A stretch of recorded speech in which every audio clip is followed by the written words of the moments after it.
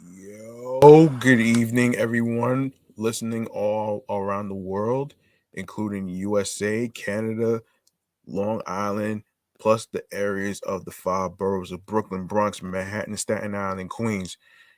I'm your man, G Money Stacks, aka Lonely Nomad, aka The Gregonaire, aka the host with the most, aka YouTuber with shows on YouTube, aka Rookie Podcaster of Queens, New York. And you are now rocking with Off the Meatrack Chainz New York podcast, episode 63.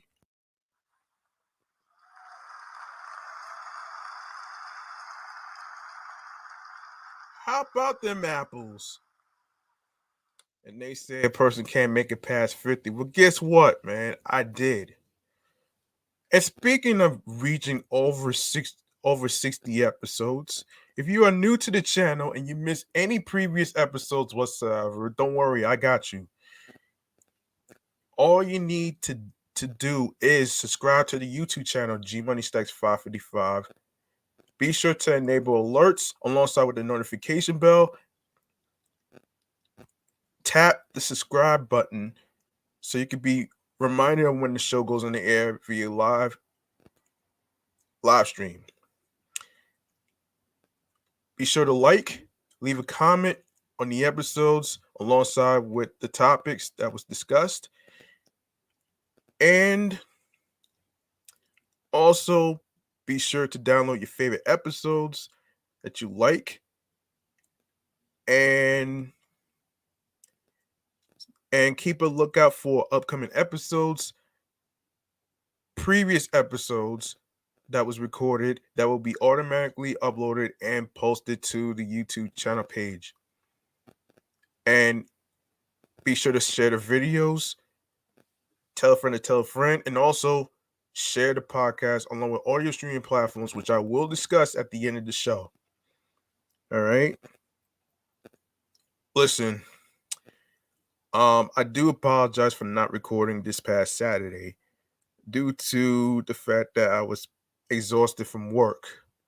So this is my way of making it up to you guys. So I'm here to record to make it up. So with that being said, here we go with the topics right here. Hold on. Now, without further ado, just give me a second as I look for the topic segments. All right.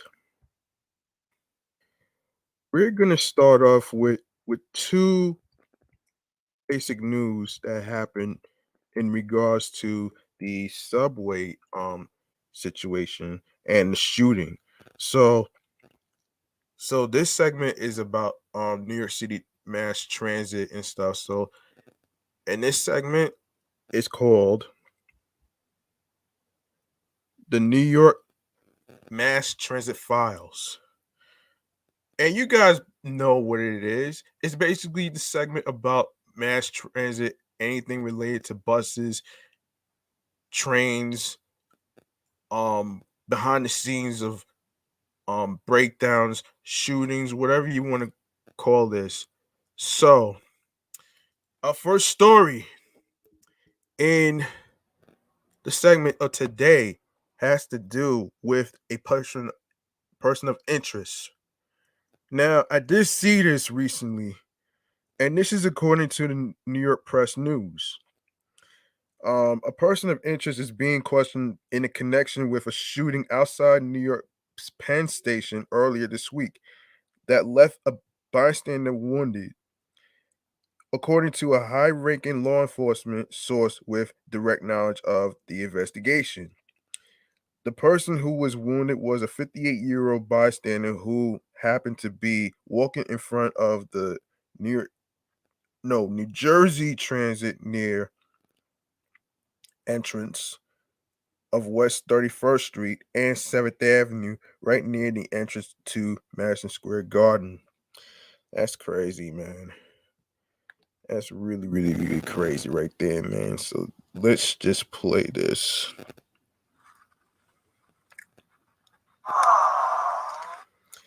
Only one shot was fired. Someone had apparently refused to give the gunman food inside Penn Station a short time earlier, which prompted the shooting outside.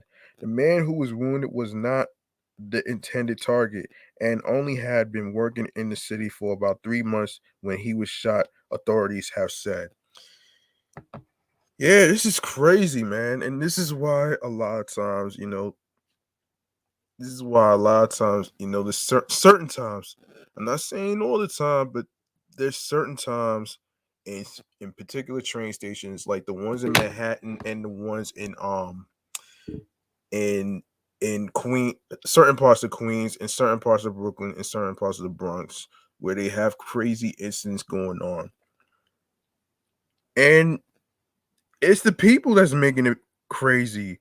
It ain't just the area itself, it's the people that's making it crazy. I'm really I'm really starting to get fed up with hearing stories like this. Especially, it's just beyond ridiculous. I digress on this shit, so let me just keep going with this. Um, anyway, um, yeah, of course.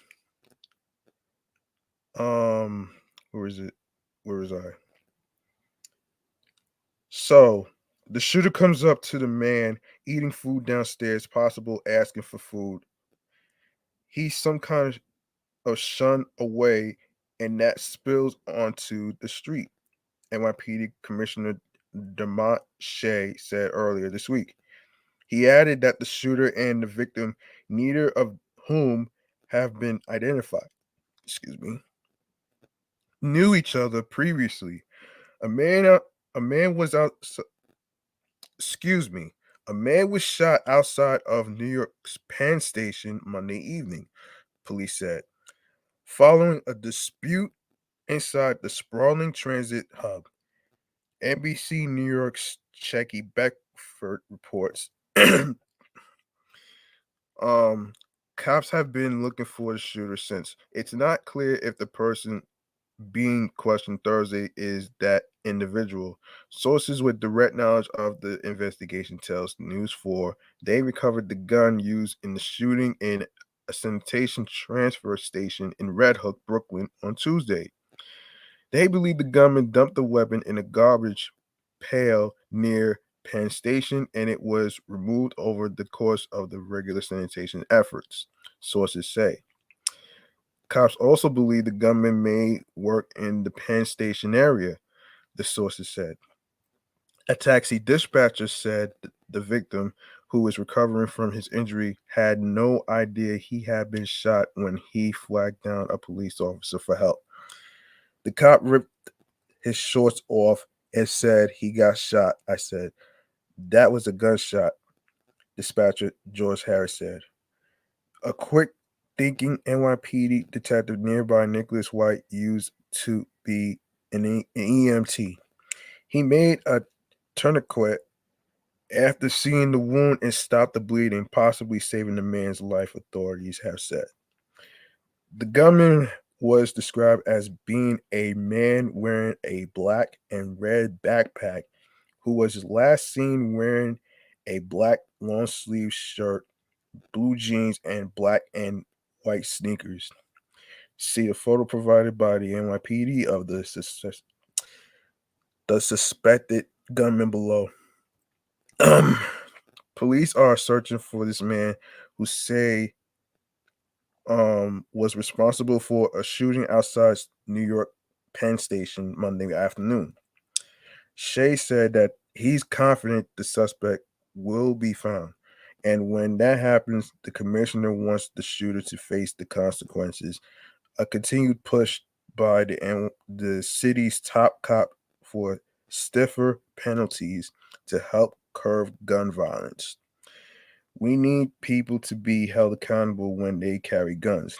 We need when they are taught, no, excuse me, when they are caught carrying guns to go to jail. and feel that.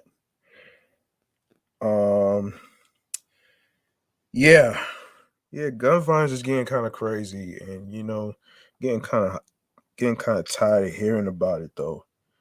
Um, there's another incident that just happened. I just added this to the late edition of today's show. This is regarding a power surge of the subway trains. And I never hear stories about power surges. I heard of power surges within telephone poles and the wires and stuff and transformers and stuff, but the but this one with the subway systems has been stranding a lot of people at train stations who are waiting for trains and haven't even shown up.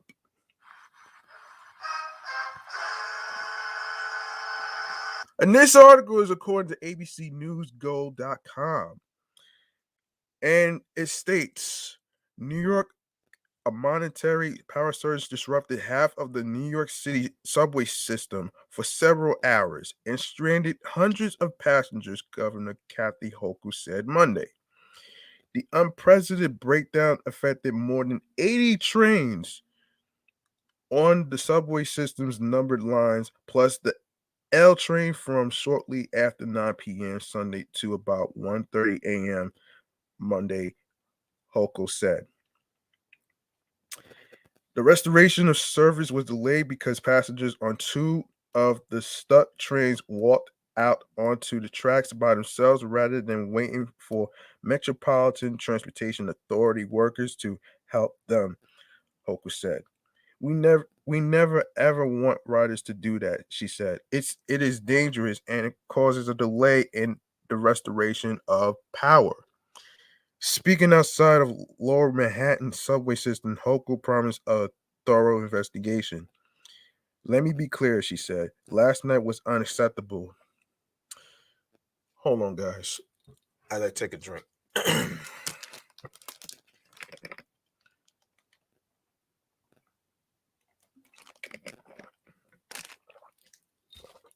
All right. She said that the outage was monetary and a backup system was activated. End quote. But when they tried to go back to normal, there was a surge, an unprecedented surge that resulted in the subway losing signalization and communication ability, Hochul said. For those of you who may not know who Kathy Hochul is, she's the woman that's replacing Andrew Cuomo that resigned due to allegations of the sexual assaults of the women and stuff. So um just want to make it clear to you guys on who she is. So anyway, um let me keep going on this. Um all right. Okay, what is it?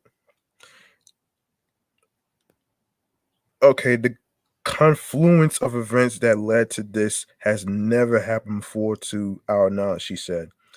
A manhole 5 Sunday night that was initially thought to be connected to the subway breakdown appears to have been unrelated, Hochul said.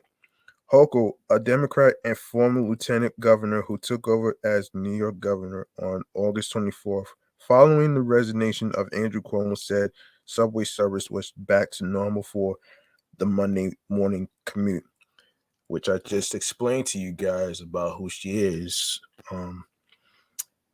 So no injuries were reported from the subway system disruption. Okay.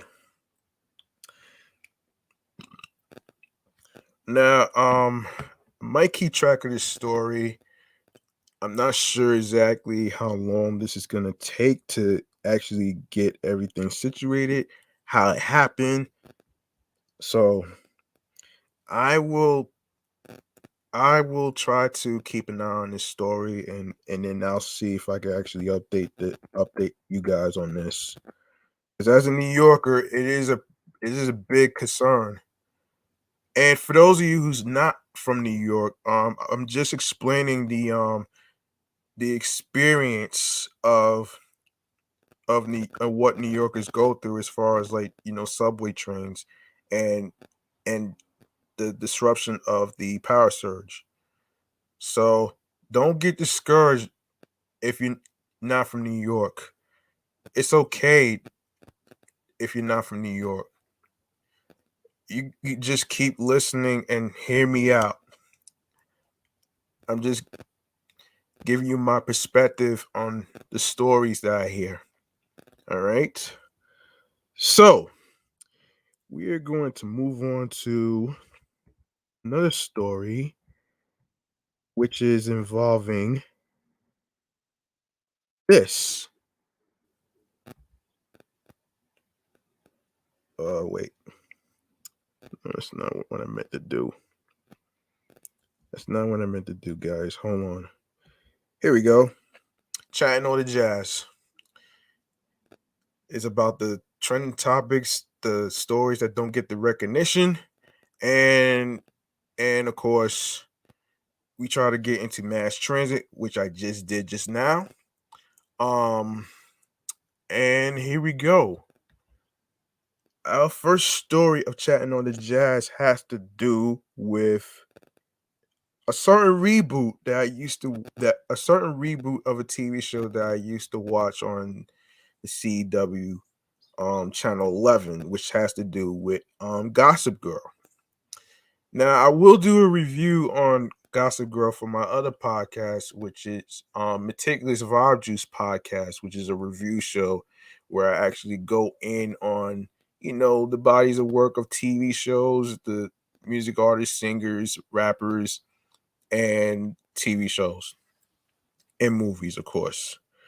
Um, Now this has to do with you know. Here's my thing about reboots, man, and here's the thing about reboots, and I'm actually gonna do another dedication to the reboot of the Wonder Years, which I will talk about in a future episode, and I'm actually gonna do a review on that as well. So stay tuned for that. So here we go. The New York Post is talking about the cast and new cast, of course, in the Gossip Girl reboot. Here we go. So according to the New York Post, get ready for the summer of secrets and scandal. The Gossip Girl reboot, which already happened, is set in the same world as the original series, but follows a new cast of characters. Serena Vander Woodson, Blake Lively, and Dan Humphrey Pan Bagley um might have moved on from their um prep school days, but 9 years after the original Gossip Girl plot went dark, a new generation of New York teens must deal with the ramifications of social surveillance that spills their secrets and follows their wild antics. To me, s- rather it was who was the best actor for the role. Creator Joshua Safran said, adding that his casting director searched widely for a mixture of fresh faced unknowns and rising stars who might have niche fan bases. For instance, Thomas Doherty isn't a household name, but he has 4.3 million Instagram followers. He's famous in the Disney world, Saffron. Below your essential guide to who's who in the Gossip Girl universe. Okay, before I keep going on this, I want to say something about this whole crazy idea that you pick somebody because of the amount of followers. I don't think I don't think anybody should be having preferential treatment because they have over X amount of followers on Instagram, TikTok, or any other social media apps whatsoever, just to get a role? I mean, what about the people who who took acting classes and they're trying to get roles too? What about them? To me, it's just crazy and baffling to me that you would pick somebody, oh, because they got X amount of followers.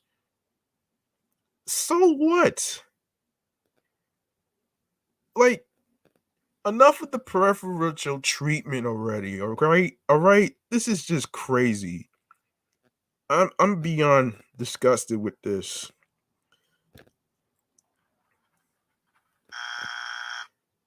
And look,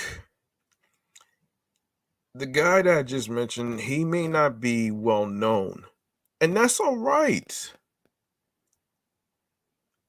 Being famous is not cracked up to be.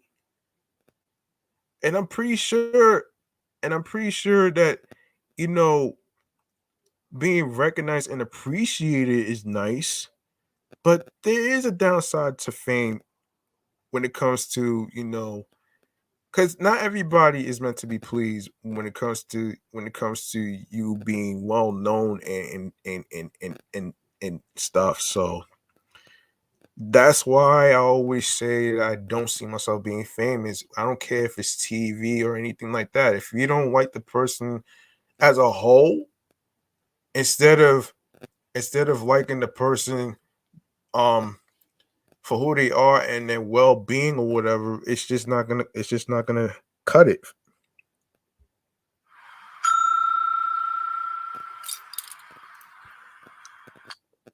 And as I continue, Zoya Lott, not sure who she is, played by Whitney Peak. Zoya fills the Dan Humphrey slot as the fish out of water. She's the new girl at the exclusive Constance Billard prep school, and she's not accustomed to her classmates' lavish lifestyles. She lives with her single dad and is the half sister to Queen Bee, Julian Calloway, Jordan Alexander.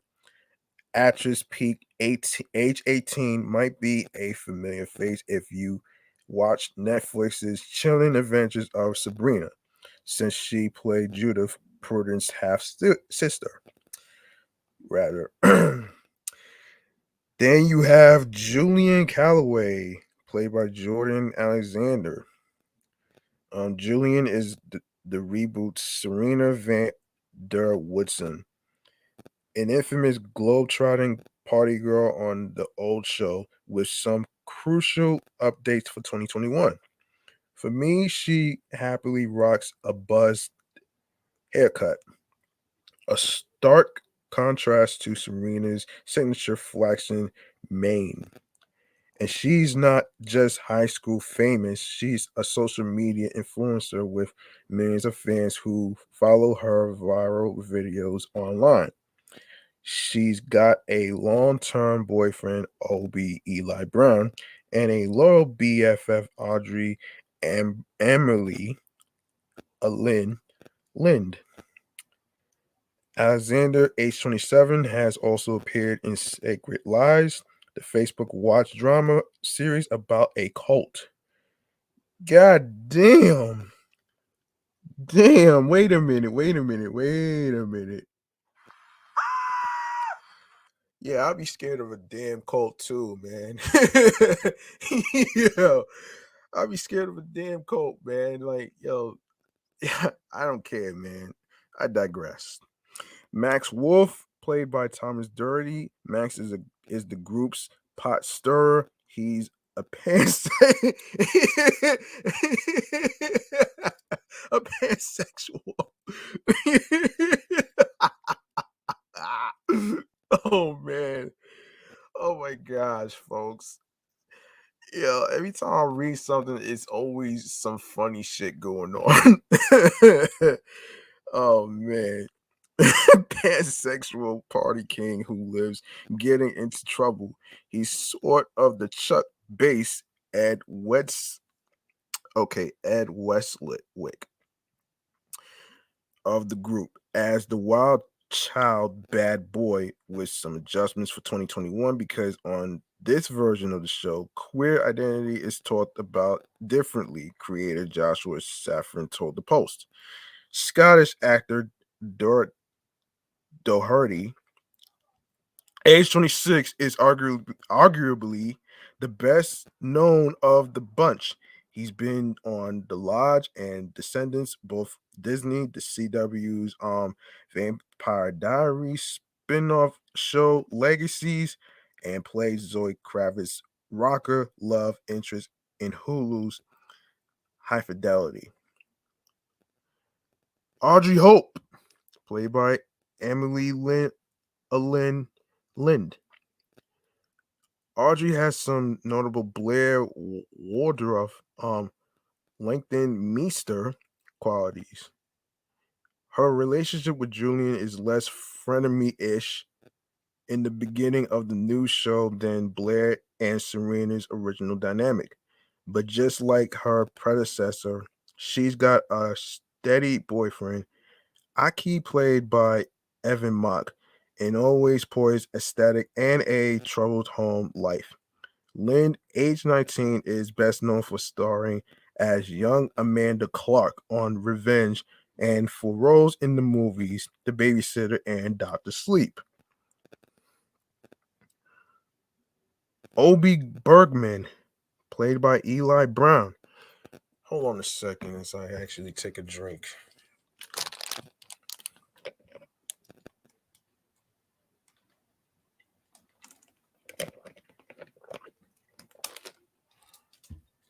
All right, guys, here we go.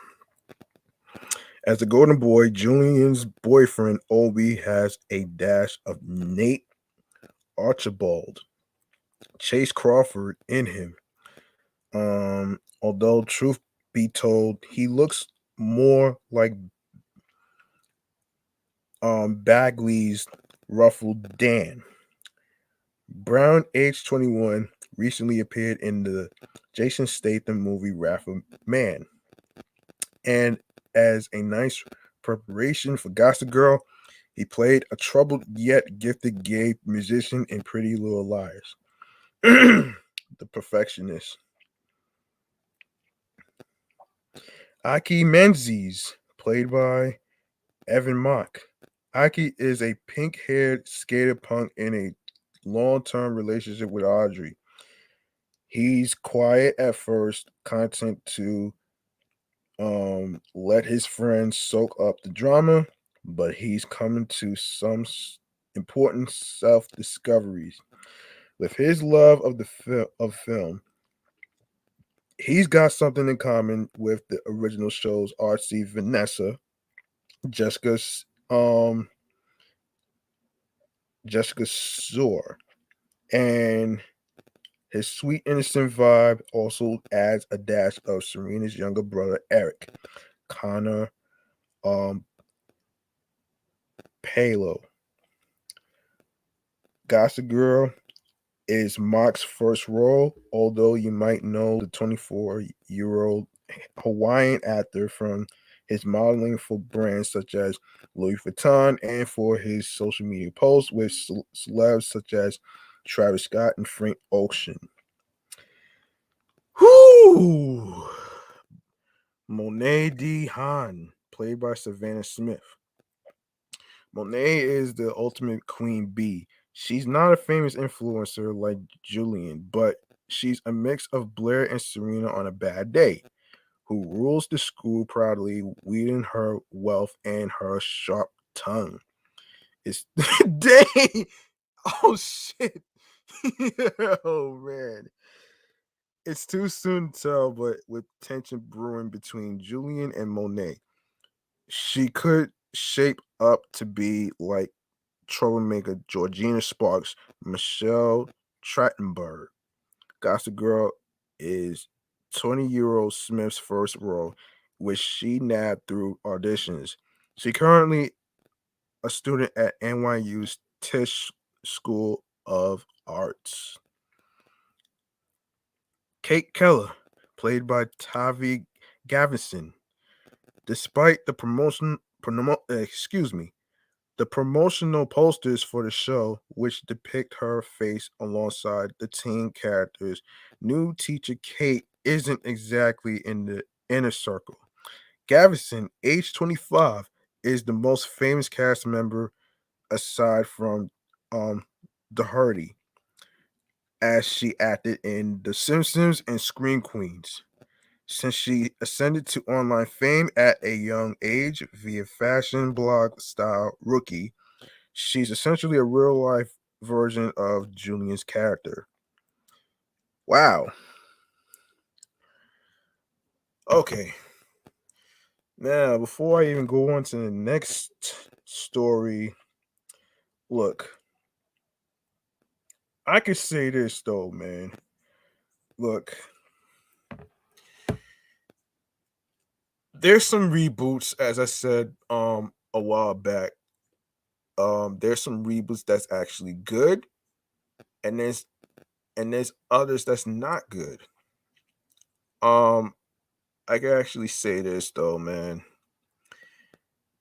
I don't know if I'm gonna be watching Gossip Girl, but I am looking forward into seeing what's going on with the reboot of the Wonder Years, which I will actually talk about in a future episode, and I'm going to be reviewing it on Meticulous Vibe Juice Podcast, which is my other show in the future. So I'm not gonna really um get my verdict on this show right here. So there you have it. And of course you have, people, okay, you got the unvaccinated people again, especially in the football sports world, who are forced to forfeit football games.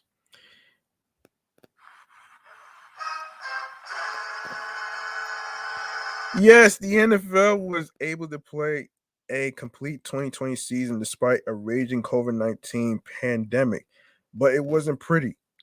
There were several instances of teams violating protocol that led to outbreaks within clubs like the Tennessee Titans and Baltimore Ravens, forcing the league to scramble in rescheduling games.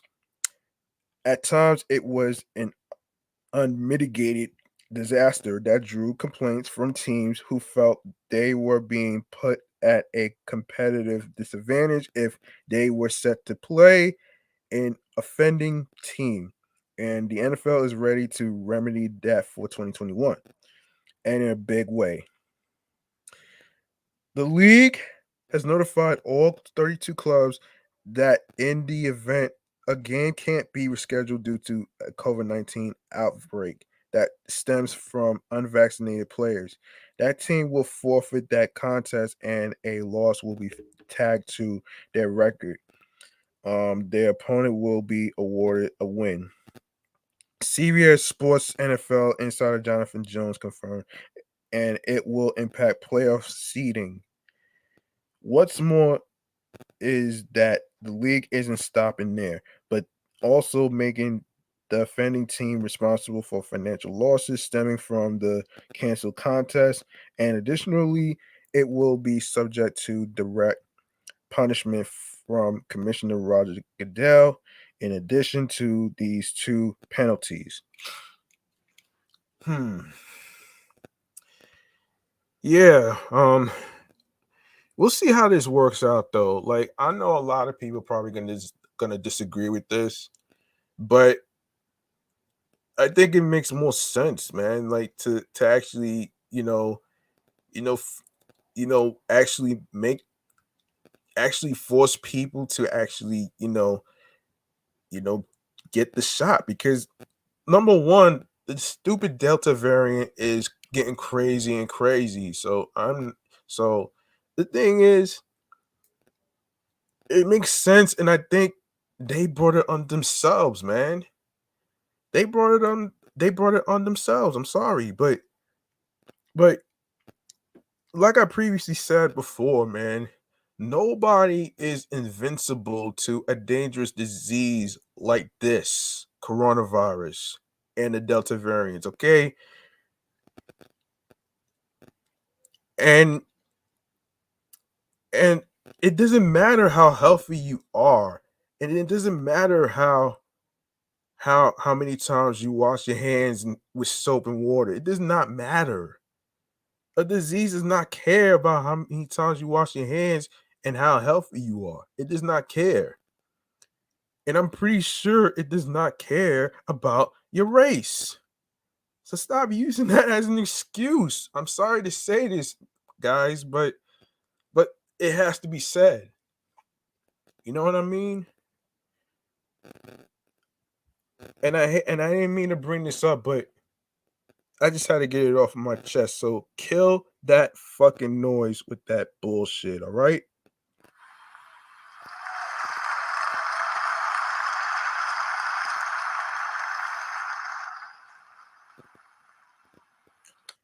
Okay. If a club cannot play due to a COVID spike in vaccinated individuals, we will attempt to minimize the competitive and economic burden on both participating teams. The league's front office said in the memo, in quote, every club is obligated under the Constitution and bylaws to have its team ready to play at the scheduled time and place. A failure to do so is deemed conduct detrimental. There is no right to postpone a game.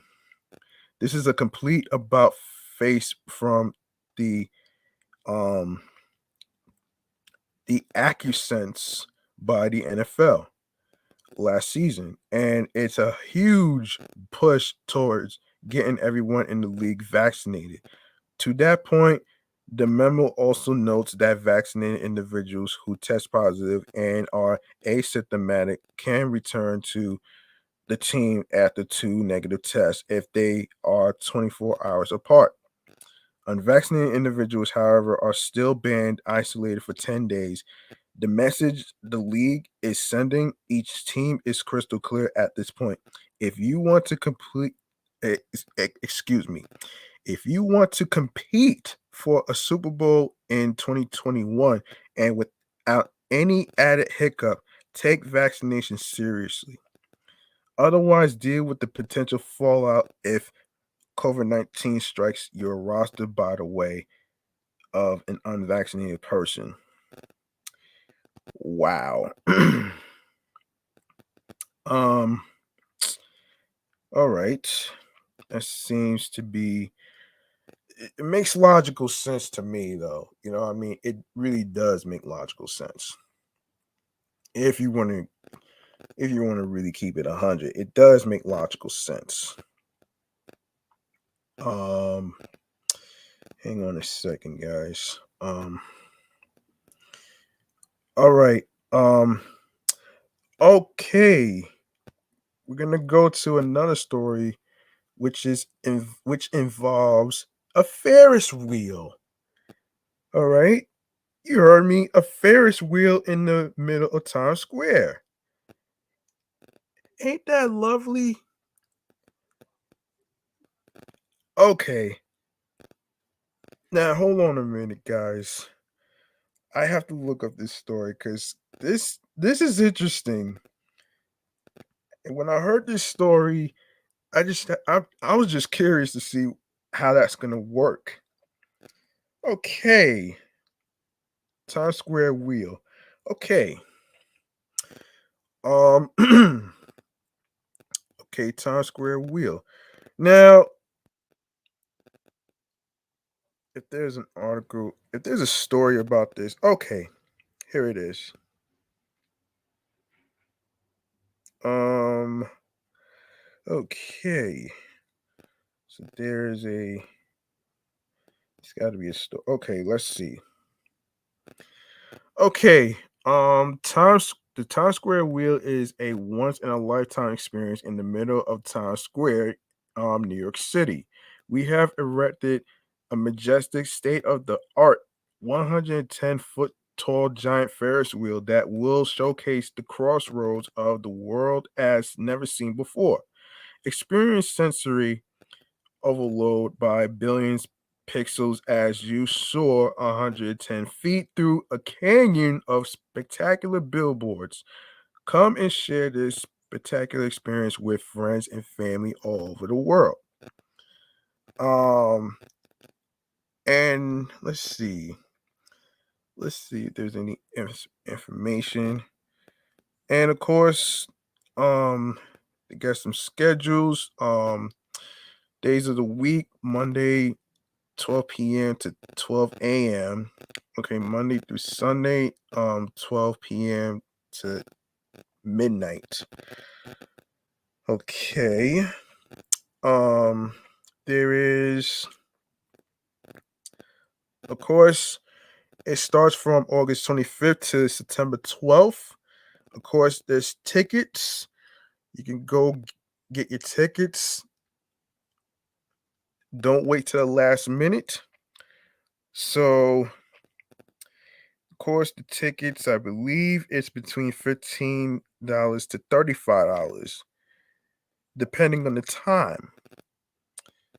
Now, this is interesting. I'm really trying to look for more information to see the logic reason behind this. Actually, here's an answer for you. Of course, as I said, yes, the giant Ferris wheel is coming to Times Square. It's already here. Now, a giant Ferris wheel is coming to Times Square, and the idea is to roll out a welcome for tourists as the city looks to bounce back from the pandemic. The massive amusement ride, which will stretch 110 feet high, the equivalent of 11 stories to be exact, will start getting assembled as soon as Thursday and be ready to hoist passengers high above the crossroads of the world beginning early next week. The Post has learned. The outsized attraction will be located just west of Duffy Square on Broadway between West 47th and West 48th Streets for about 22 days, according to Vito Bruno, who heads up the Brooklyn based entertainment company that's behind the project. Yeah, the city needs something fun, happy, and nostalgic that brings you back to your childhood, Bruno told Post. He added that he approached the Times Square Alliance about the idea several months ago, and it's been a sprint ever since, with a myriad of permits, inspections, and sign-offs from multiple city agencies. Yeah, that's interesting, man. That's very interesting. The hope is that the wheel will give Times Square a boost while area businesses and restaurants wait for Broadway shows to reopen in September. Foot traffic has been steadily returning and is nearly two-thirds of what it was pre-pandemic, according to the Times Square Alliance.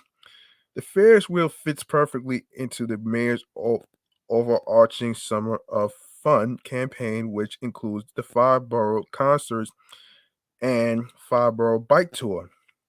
Alliance President Tom Harris told the Post. Um, okay. I will be doing the Fibro Bike Tour story in a future episode. Hopefully either this week or next week. So I will actually switch up one of the topics in the description. So y'all stick around for that one. All right. All right. Okay.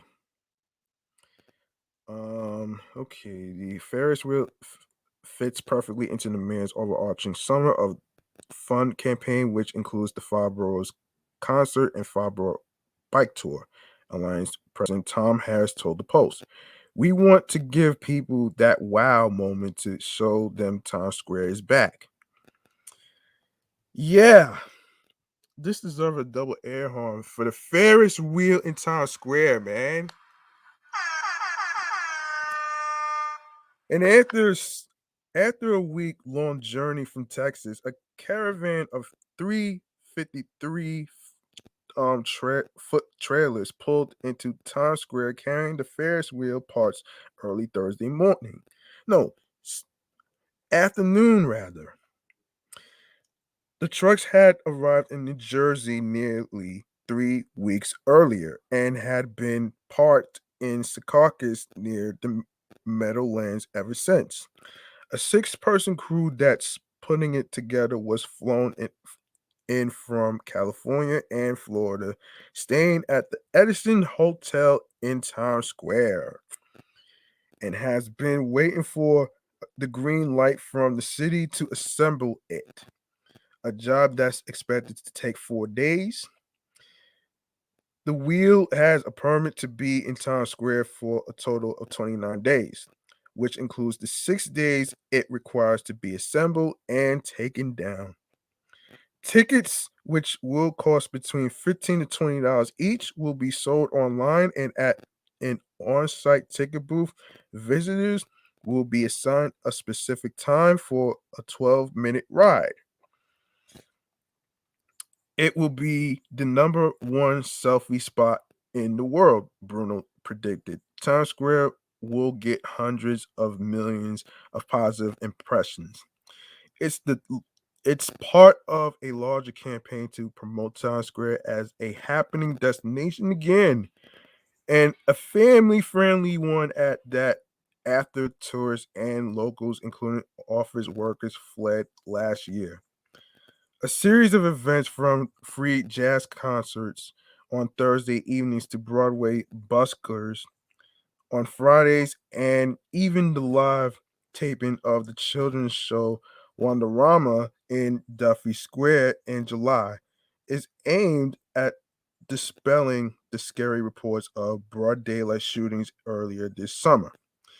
Times Square lost its only Ferris wheel in 2015 when the Toys R Us store in the Bow Tie building on Broadway between West 44th and West 45th Streets shuttered, removing the 65-foot Ferris wheel that had lured millions of families to the area.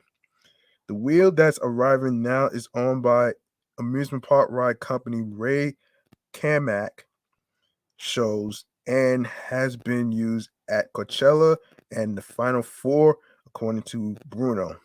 Bruno's company, AMPM Entertainment Concepts, which typically produces concerts, is footing this entire bill for the Ferris wheel and the counting on the ticket sales to be made whole. This is all on me and my little company, Bruno said. Wow. A round of applause for Bruno and the amazing idea of bringing fun back to Times Square, New York City.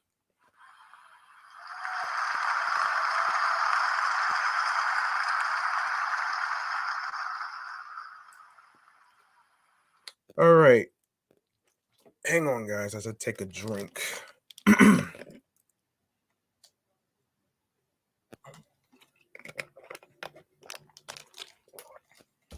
Give me 1 second.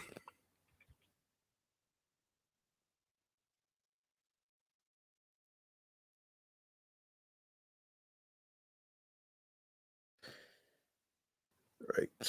Here we go. Okay. Now, our last topic of the day. Before I even get to that, if you're interested in getting on the Ferris wheel, be sure to purchase your tickets um at this website which I will pull up. You can go to www.timessquarenyc.org where you can actually get your tickets for the Times Square wheel. Now, I didn't get a chance to break this down actually. So let's take a look at this. Ride a state of the art Ferris wheel in the crossroads of the world and soar up 110 feet through a canyon of spectacular billboards, getting an entirely new vantage point on Times Square. Buy tickets online or in person. Now, here are the prices. $15 per person for children between ages 3 to 10. $20 per person for general admission. $35 per person for VIP / skip the line. Riders must be 42 tall to ride. Riders between 42 and 48 must ride with a supervising companion. Not recommended for children under 3 years. Buy tickets using the link below. For tickets inquiries, contact ticketing platform Universe or reach out to info@timessquarewheel.nyc. And as I said, it started from August 25th, 2021, and it ends September 12th, 2021. And the time goes like this. 12 p.m. midday afternoon to 11:59 p.m. And it is located on Broadway between 47th, 48th Streets, New York 10036. And of course, fee is $15 to $35. And there you have it. Now that I give you the info of where you could purchase the tickets and stuff, now we can go to the last topic of the day. And this has to do with Royce 5'9" versus Lupe Fiasco, the best bars. Which I find this interesting because I always wanted to actually talk about this. So let's get into this. So this is according to Hot New Hip Hop folks. Royce the 5'9" and Lupe Fiasco have officially kicked off the first round of a battle, leaving no shortage of bars to unpack and analyze. And for the record, this is not a versus battle between them, all right? So don't hype it up. Don't believe the hype. Cause that shit is not real. Don't believe the hype of the rumors. Last night, hip hop fans found themselves bearing witness to a heated sparring match between the two battle tested generals. And to think Royce the 5'9" and Lupe Fiasco were once allies, joining forces for a brief but beloved podcast run. Alas, those days appear to be over. What began as a bit of a healthy competition between two confident lyricists has since escalated as both parties opted to take to the booth. Though Lupe originally set it off with a freestyle on Instagram, Royce raised the stakes to a new level with the release of Silence of the Lambda. Yeah, Lambda. Though he immediately pulled his punches, at least comparatively to some of his previous disses against D12 and Mr. Fab, Royce took a different approach and a certain lyrical dominance over his newfound rival. Letting fly a 6-minute masterclass in penmanship, Royce employed an interesting tactic, unleashing an unrelenting barrage of dexterously delivered and provocative bars. Though there are certainly plenty of jabs aimed at Lupe, seldom does go um seldom does he go rather for the extremities, perhaps showcasing a willingness to keep things relatively friendly. The blows he does serve up certainly leave a mark. However, And being that there's a proverbial tome's worth of lyrics to unpack, we've opted to highlight some of the best bars this feud has yielded so far. Wow.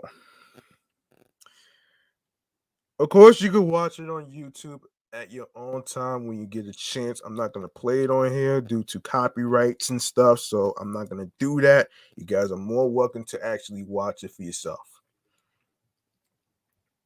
All right. Off the bat, Royce makes it clear that he's not exactly thrilled at the prospect of bullying who he perceives to be an equal, framing it as an inevitable logical conclusion to Lupe's recent actions. To his credit, he does strike a disrespectful tone in the opening moments, threatening Lupe's son with violence and likening him to a delusional clone of Jay-Z. Whoa! Am I reading this right?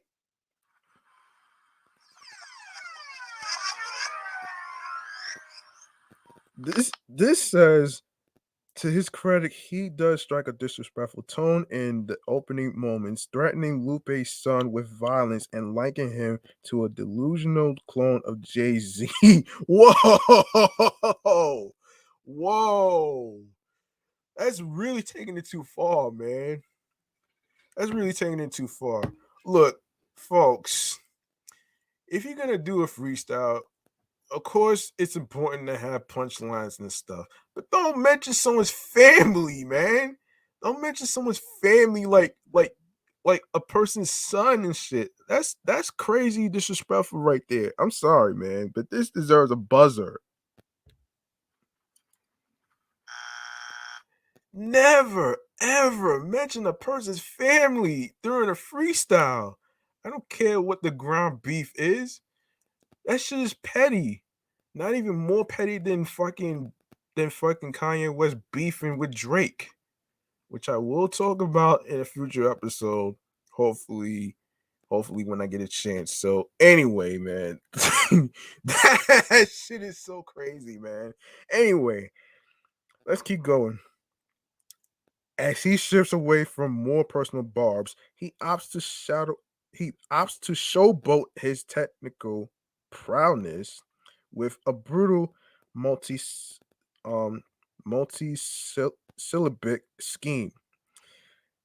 And he says this, therefore I'm done promoting the dumb shit. I'll put a hole in your son while he's holding your son chips while you are over there with a chip on your shoulder, like you hover or some shit.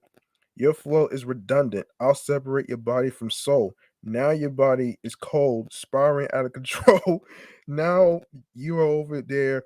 Body odor is pungent for coming out of your body over assumptions.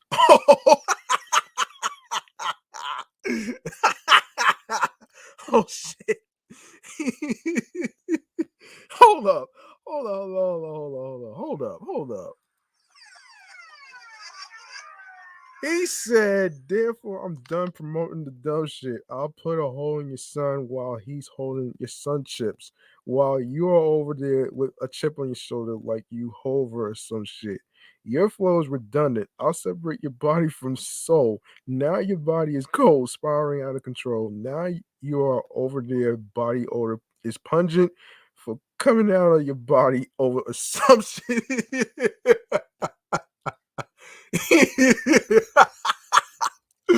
Oh shit. Oh my gosh. Oh my goodness. He continues laying the slick punchlines with an ominous ominous omin, omniscient grasp on pop culture. I'll repo your sweetie's Bentley before hitting Lupe with a sharp accusation. Can't expect you to like me more than you love rap beefing. You respect white people more than you love black people. Oh wow. Wow. Oh shit. That's fucking crazy, man. Anyway, While he might have continued to home in on Lupe's ju- jugular, Royce appears content in simply positioning himself as a figure of myth- mythological stature. He proceeds to rattle off a list of rappers, inviting fans to draw their own conclusions, though some may raise an eyebrow at a peculiar invocation of Griselda's Conway himself, a competitor who pounces at the slightest provocation. Amidst the name drops, a recurring theme continues to establish itself, positioning Royce as an arbiter in hip hop. From his perspective, toxic behavior must be signaled and spotted, and he wastes little time in calling out those who willingly exploit black culture. It's unclear as to whether or not he's suggesting Lupe participates in such behavior, though it's possible that he does believe Fiasco to be guilty of certain transgressions. More on that later. And here we go. We're gonna do this for Kanye. If you can relate, that's Drake. We come shooting on for Conway. Ruger your face back straight. 170 on the dash. All the felonies and the demonic acts. With devils like Vlad always selling me all of the trauma black. I speak to cabarets as a deviation of drama, passes in wave caps as a recreation of honor. Glad to appreciate black abbreviations of genre. Battle me ASAP. That's for PDA with Rihanna. Oh shit. Hold up, hold up. He said we're gonna do this for Kanye if you can relate. That's Drake. We come shooting for Conway. Ruger your face back straight. 170 on the dash. All the felonies and the demonic acts with devils like Vlad always selling me all of the trauma back. I speak with cabarets as a deviation from drama. Pastors in wave caps as a recreation of honor. Glad to appreciate black abbreviations of genres. Battle Me ASAP. That's for PDA with Rihanna.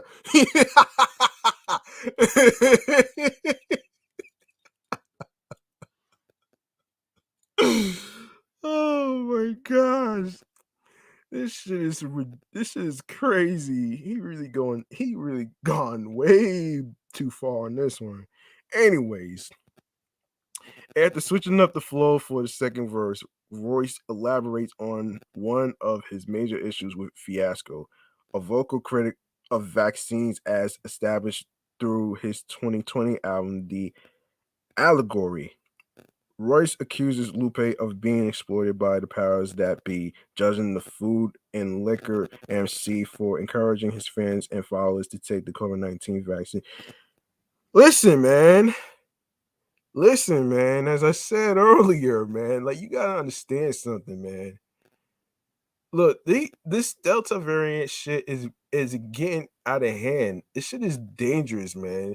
And I don't think, and as I said before, man, I don't think anybody realized that a disease does not care about how healthy you are. It doesn't matter how many times you wash your hands. It's all about caring about the other people around you. It's not about, you know, it's not about your which I will get to that in a future episode. I don't want to go into deep with this. So I'm gonna leave that off for a future episode. So anyway, um so Lupe Fiasco says, I'm I waiting on I'm waiting on y'all alternative. I really am. Every time I faithfully study this medical black wokeness, it ends up being a bunch of bullshit promoted by folks selling CMOS shakes and possessing the scientific depth of a bag of flaming hots. Some of us actually stayed in school. And the important, more important the news is, the more distorted the views is. Vax or they employ Lou to exploit the movement to know it's cops killing blacks. God is a mortal nuisance, holding your tap, no, holding your top rather. That's the last straw, like quarter juices. Anyway, I'm gonna keep going with this. As the song winds to its conclusion, Royce takes a moment to send a few shots at Mickey Fax and Loaded Lux. Damn! Two parties who played a role in escalating the feud during its formative stages. You've been ostracized. You used to rock with Nas. You was hot July, but look at you now. You just Afura. Loaded Luck said if we battle, then he gonna sit with Lou. I told him you are dead if we battle now. Who gonna sit with you? I'm the great MC. All the ladies see. Y'all the latency in HD and 1080p and this shit for publicity. You and Mick couldn't mix your written and spit good as a pic of me. Wow. Wow. I don't know if this is a clapback or what. I'm not too sure, folks. Last but not least, Royce closes out with a final parting shot, framing Lupe as a shell of his former self who turned his back on his formative roots. Not only that, he notes that Lupe hardly kept the same antagonistic energy when faced with some of his previous published label woes. Name dropping Atlantic Records CEO Craig Coleman in a line that surely stung. You forgot the dude who was about the chi, who was locked inside. Without him, you'd be dead. Probably dread standing beside you, fed salmon and lie too. While the red camera disguised you and you violent, but where was that for the Craig Cowmans and Kaisers? Oh boy. 2 hours after Royce let fly signs of the Lambda, Lupe retaliated with a blistering response. Steve Jobs, having the advantage of going second, the thus being able to flip and directly address Royce bars, Lupe decided to take the gloves off and get a little more personal. Not only he belittled Royce's impact on hip hop as a whole, but he also likens the Detroit rapper to a recluse hold away in Heaven Studios. Whew. I need a drink, man. Hold on.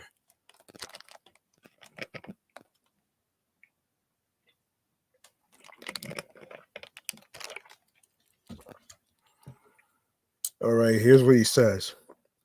Won't tell you niggas get that. Take some of your cool foolies and go get some of my shit back. The problem is that you ain't never had no impact. Kit Kats and chit chats and syntax won't make up for how much you sit back. I think that nigga's scared. He never leaves heaven because he already dead.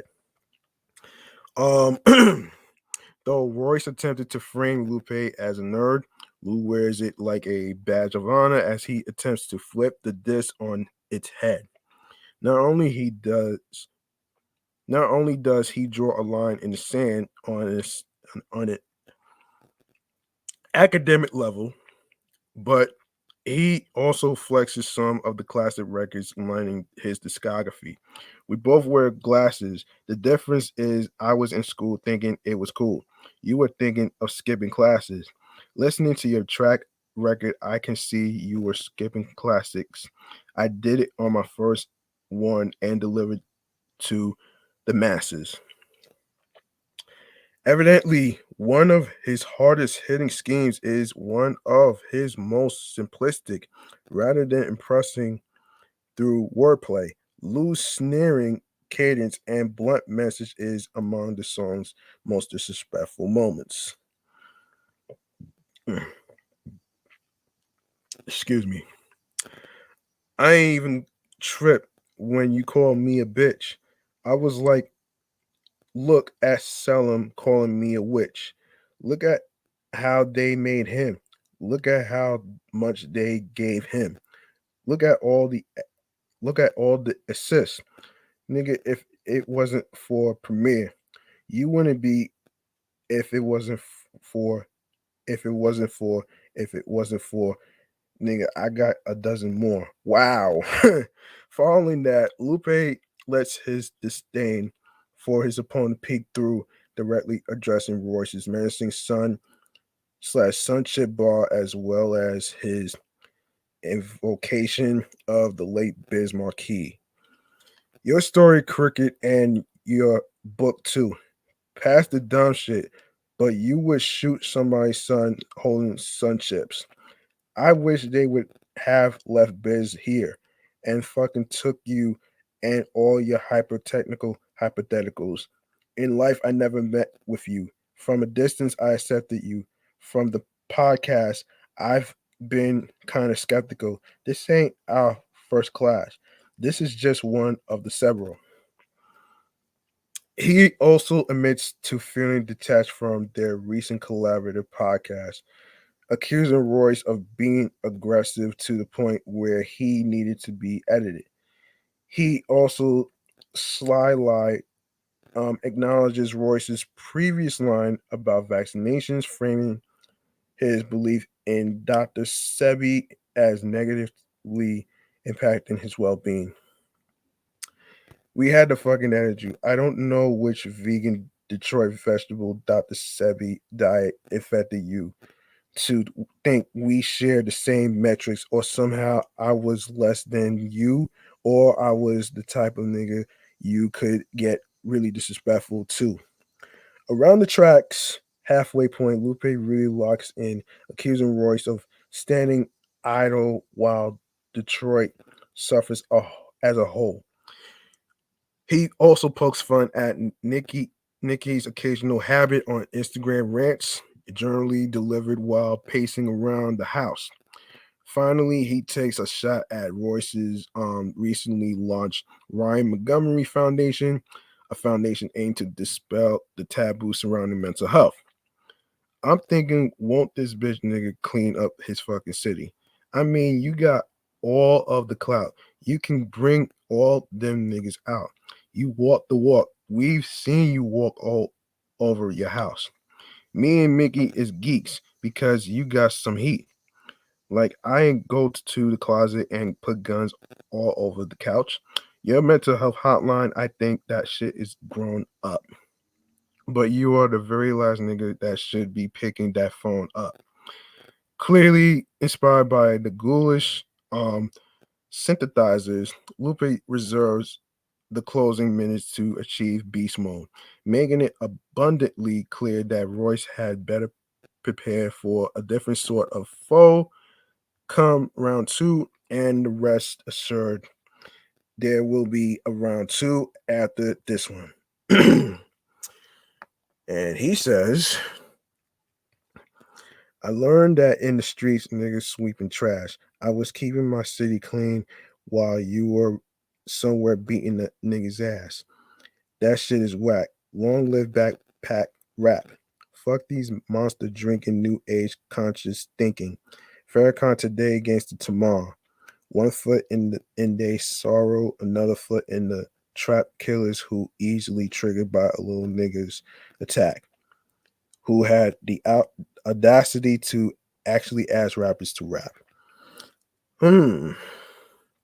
Though he might have concluded on that note, Lupe can't help but go back for another quick combo, bringing the long-time bad meets evil partnership into the mix while paying Eminem a compliment in the process. Okay. In 7 minutes, he did it. If he knew how to freestyle, he could have rented heaven for 7 minutes and been done what needed to be done by the second sentence. All this extra innings may come across as master, but my impressions apprentice. Your penmanship has the fingerprints of a gimmick, an affection and an intimacy of impressions that niggas you friends with. I ain't gotta say it. I ain't gotta say it to say it. I can't even blame you. The niggas one of my favorites. Okay. And as the track concludes, Lupe once again issues a proper challenge to Royce head to end of the week and battle in front of a judge. As of yet, Royce has not responded to Steve Jobs. While many have opted to grant Lupe the edge in round one, it should be noted that Royce, in going first, he opted to approach his foe on a more general level. Given that Lupe opted to make things far more personal, it's entirely likely that Royce will match or possibly even double his energy in the next round.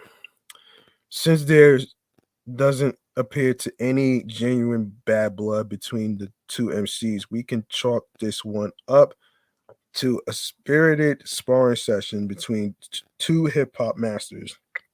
And damned if it isn't entertaining to watch the battle play out. As it stands, a second round feels like an inevitability considering some of Lupe's lines, and who knows what buttons might get pushed should tempers flare. Now that some of the dust has settled, who do you think won this first round? Man, man, that's crazy, man. Oh boy. I see a lot of people already chiming in on this shit. A lot of people chiming in on this shit though. Okay. So I'll read some comments from Twitter actually before I even wrap up this show. Um, so this is coming from Shock to Your System. Never would have expected this. I hope they continue for at least one more round. I feel they both have to do what the other did in the first. Better to win. Lupe needs to take more time, be more technical, and increase the quality of the bars. And Royce needs to be more direct, concise, and responsive. This is dope. And this is coming from Dr. Doom. Fan this nigga Lupe wish death on Royce, or am I tripping? It doesn't get more emotional than that. I got this tied up, but damn, we taking it there. Lupe's freestyle wasn't a Royce diss. Royce jumped the gun thinking he was being attacked, then called everyone else sensitive. Um, that's from TC. Culture McGurk. From Twitter, I was ready to say Royce, but Lupe really went in. A button to Tahiri. The effort, the effortlessness compared to the 7 minute barrage of multi-syllabic bars. Lupe the killer. Come on, man. Lupe is the better lyricist, no debate. Royce had an IG live a bit ago, had Mickey Facts on. Mickey said he's gonna drop a diss track. Royce is calm as fuck. Mickey and Lupe seem pressed as fuck. Lupe and Royce's podcast is done. They let jump in the live as well. To the cool guy saying this was just friendly shit, couldn't be more wrong. Lupe is legit heated over all over this. Royce is hovering above it all. Ooh, boy. Shot to your system from Twitter says both of their Insta lives were full of emotion, in my opinion. Royce was feeling a type of way in his argumentative, argumentative, argumentative, with without articulable arguments, only references to some vague interpretation of levels and check boxes. But I agree that of the two, Lupe seemed more emotional. I was hoping for round two, but at this rate, they both seem to be done, and that's probably for the best. Most people that I've seen are calling it a tie, so everybody can keep their pride. I think history will say Royce edged out the win. I was hoping it was somewhat friendly, but yeah, not at all. And um Halal One from Twitter says, um, nah, Royce was more just trolling Mickey Facts. That's Lou's boy. So he wasn't trying to articulate shit to him. That checking boxes shit was hilarious. And Royce knows exactly what he means by that. I don't think he was emotional at all. This all came out of nowhere. And the type of shit Lupe said in his diss and was still cool with him says a lot to me. Lupe been throwing jabs for a long time. Was trying to get down as the fourth member of Slaughterhouse after Joey left. All that. I think if Royce wanted to diss Lupe like Lupe dissed him, it would be nasty. But he showed restraint and respect as a test trap, and Lupe fell right in. Shit from the hip with his emotions. And of course, um, yeah, and shot to your system says um the the MF motherfucker, by the way, house is burning July 30th. Perhaps I missed too many interactions to be certain about the levels of seriousness on the whole thing. It would have been great if they could have had a technical battle though. And Daylight got with the suggestion that everybody just hop on a beat and see who checks the most boxes and they verse laugh my ass off. That's what I want to see. Agreed was a good point from Daylight. Royce said masculinity ain't what's toxic, the absence of it is. Cringe from it's close, like real close. Laugh out loud. I'ma still give it to Lupe this round. Van Zant 42. Shot to you. System never would have expected this. I hope they continue for at least one more round. I feel they both have to do what the other did in the first, but better to win. Lupe needs to take one more time, be more technical, and increase the quality of the bars. And Royce needs to be more direct, concise, and responsive. This is dope. That Lupe freestyle is everything. Didn't know I needed that. Sheesh. Otis. Grandmaster Fro. Lupe using the M flow. Ties so far. Both went in. Um. Yeah. Um. Like a pimp. 22 Trey. It's a fucking tie. These two both have points, although Lupe has an edge with regards to the BS Royce has been indoctrinated into, especially about the whole pro black stuff. He's been heavy on the last 2 to 3 years when his entire career has been about um knocking jaggers out and stunting lyrically on fools. But all you fake rap fucks who think Drake the clown and all those mumble cock fucks who you all go, oh man, he's so dope, blah blah blah. These two dudes is rap. This is what we call hip fucking hop. You weirdo bitch jaggers out there sucking on pill popping dick um Van whatever that is. This is a blood sport, and your face are getting sliced and diced. Damn. Ah, man, listen. I don't know, man. I don't know if I would agree with that. Um, I don't know if I would agree with that though, to be honest with you. Um, yeah.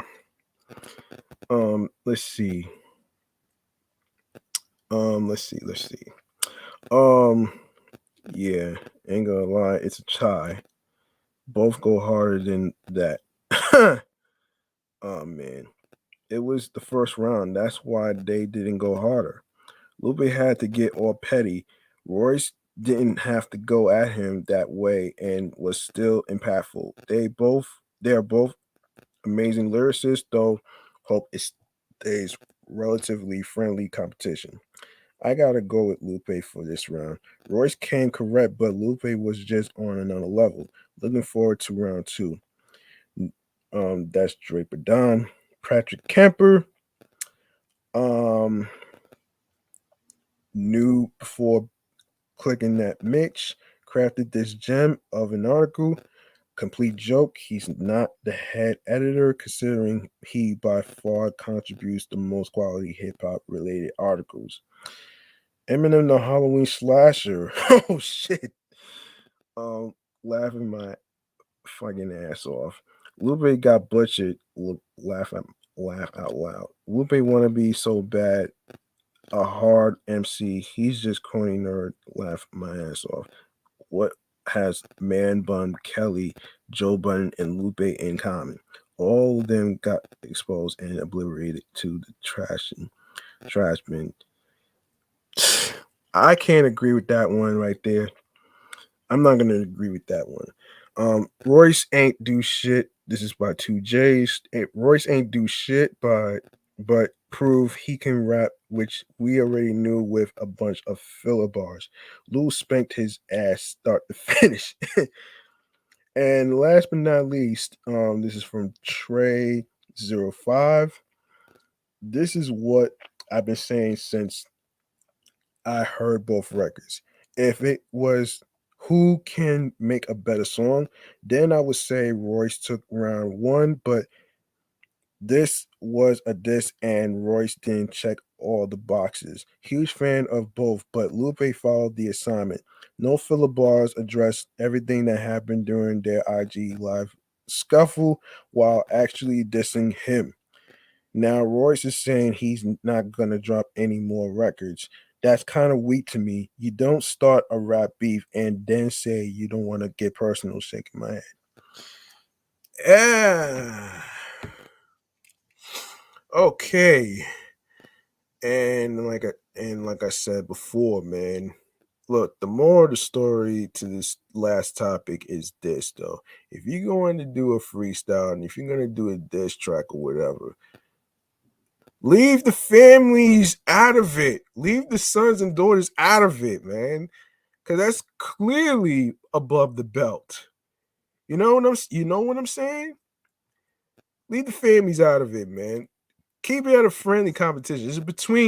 It's between both of you, not other families being involved.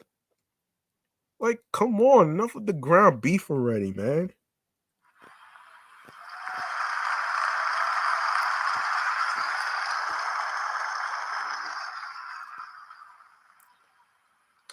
All right. Now that I got that last topic out the way, so listen, if you guys like what you heard, show some love by making a charitable donation to my Cash App, which is G Money Stacks 555. That's $G Money Stacks 555. That's capital GMONEY capital STACKZ 555. All right. Um, Hang on a second as I take a drink.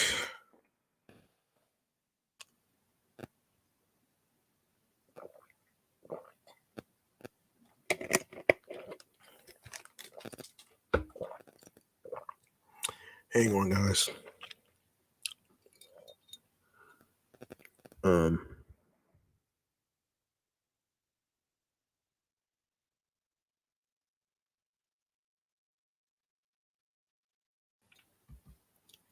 Okay.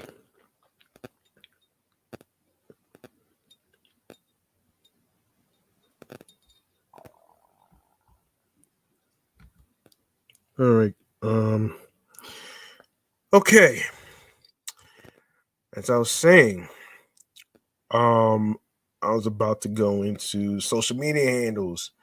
Listen, I didn't get a chance to record on Livit because it hasn't really been fully charged yet. So I'm gonna try to go on Livit while recording the podcast off of StreamYard and YouTube, probably on Wednesday and Thursday. I'm not sure about Saturday coming up, but speaking of Saturday, look, you want to know where you can find me? Listen, you can follow me and the podcast pages on Facebook and Instagram, all in one word, off the Meatrack Chainz New York podcast, alongside with my other podcast show, Meticulous Vibe Juice Podcast, alongside with the YouTube channel. So be sure to follow that channel on YouTube, as well as my primary Instagram handle, which is GMoneyStacks555 in Queens, New York. All right. Now for the streaming platforms on the go. All right, we're going to you can listen to the episodes of Off the Meatrack Chainz New York podcast on Podorama. We're on Anchor. We're on Spotify, Audio Burst, Deezer, TuneIn FM, plus Alexa Radio, Player FM, Podchaser, Stitcher, Pocket Cast, Podcast Addict, Breaker, Listen Notes, Podbay, Podfriend. Don't forget to go to the two links, Podchaser and Podfriend, so you could give a 5-star rating. Even though you don't have any comments to say, just give a 5-star rating when you can.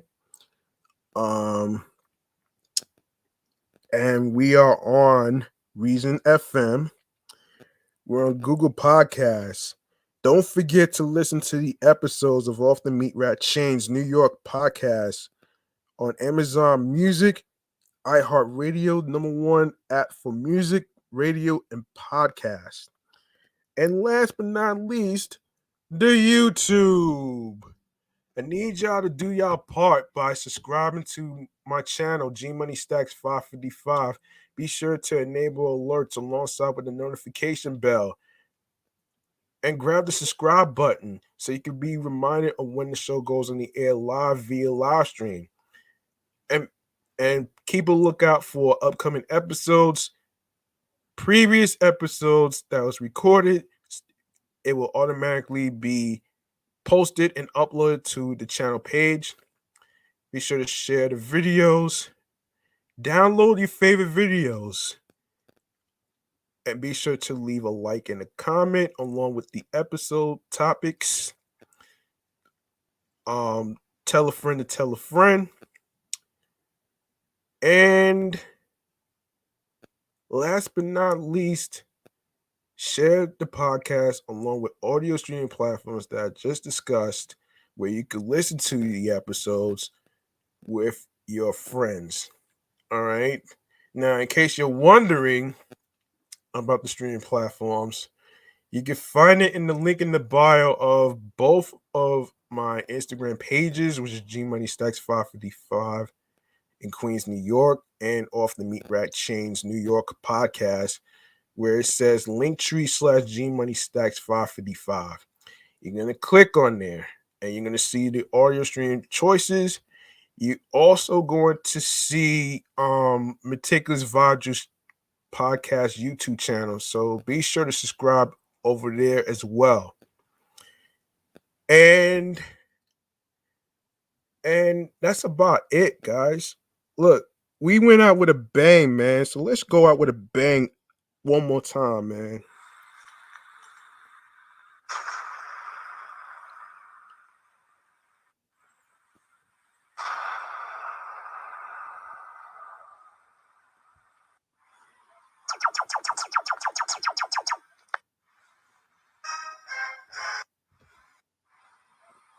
Sorry about that, guys.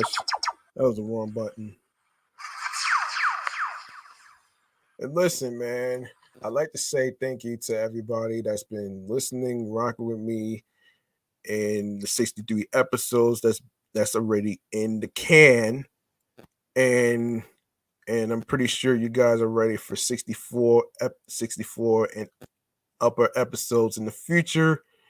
And of course, I'm still contemplating on what I'm going to do to celebrate the 1 year anniversary of the podcast, which some people may call it 1 year podiversary. So I'm still contemplating on what I'm going to do, but I might keep it simple. So I'm not sure yet. So I'm still contemplating. I got plenty of time to actually think this through. So, you know what I'm saying? I'm not trying to be over the top with the celebration. I might have some champagne, but who knows, man. And like I said, man, I appreciate every single one of you for listening to me, hearing me out, and dealing with the rants of kill that fucking noise rant that I had to go in on. And most definitely, I do appreciate everyone who tries to donate to support the show. It really helps the show grow as we build up and as we go over a 100 over a 100 episode in the future, which I will be dedicating to do that. And I may end up bringing back some of my favorite people who co-hosted with me over the past few months before their schedules got a little rocky. But this is more of a wait and see, okay, guys? Listen, man. I'm G Money Stacks. I'm clocking out. Thank you for listening to me. And I really appreciate you for your time. And be sure to catch up on the previous episodes that you missed. And be sure to catch up on some episodes on Meticulous Vibe Juice podcast on the YouTube channel. And also, I would like to say, if you have a dream of being a podcaster and you would like to create one, or any other career field that you would like to do, don't let anybody stop you, all right? Because at the end of the day, the online flizzies are not the ones making you happy. It's you that's making you happy. You matter. Your mental health matters too. And this is not a taboo subject. You know what I'm saying? And you don't have to wait every year for mental health of May to actually, reach out to somebody, because that person might be fine on the outside, but on the inside, that person is going through something very, very, very, very stressful and traumatic, and whatever it is. And there is no good time to reach out to a person. You know what I'm saying?